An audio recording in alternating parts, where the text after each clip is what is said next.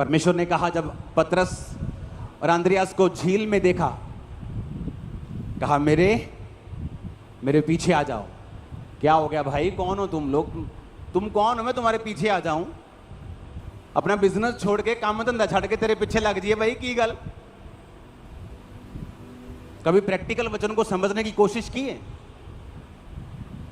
आप सोचो, आप अपनी दुकान पे खड़े हो, आपकी एक शॉप है, हाँ, तो उत्थे NRI कस्टमर आया होया, तो 5-5 हज़ार के सूट सारे खोले हुए आप, तो भैन जी ने हुण 50,000 का बिल बनाना, तो बाहर तुहानूं पास सदे, आ जा यार मेरे वाना पास्टर जी की करते तुसीं? पर बाइबल कहती है वो तुरंत 18 आयत में अपने जालों को छोड़कर परमेश्वर के, क्या हुआ ऐसा?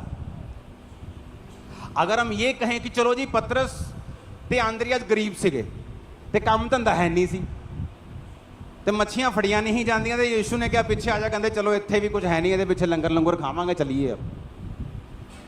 फिर हम दूसरा केस पढ़ते हैं, लिखा कुछ आगे बढ़ के उसने जब्दी के पुत्र याकूब और उसके भाई यूहन्ना को नाव पर जालों को सुधारते देखा। उसने तुरंत उन्हें बुलाया और वे अपने पिता जब्दी को मजदूरों के साथ नाव पर छोड़कर, अब इस केस में जो याकूब और यूहन्ना हैं, उनके पिता ने मजदूर रखे हुए हैं कि 10, 15, 20 लोगों की टोली है।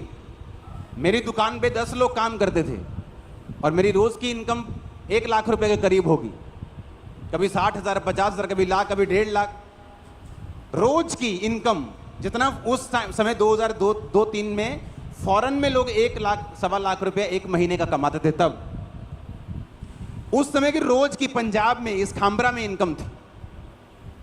आप मेरी बात समझ रहे हो? तो मेरे पास 10 लोग थे, तो इसके पास भी इतने लोग थे कि ये लाखों रुपया कमा रहे होंगे उस समय के। लेकिन यहां भी क्या लिखा?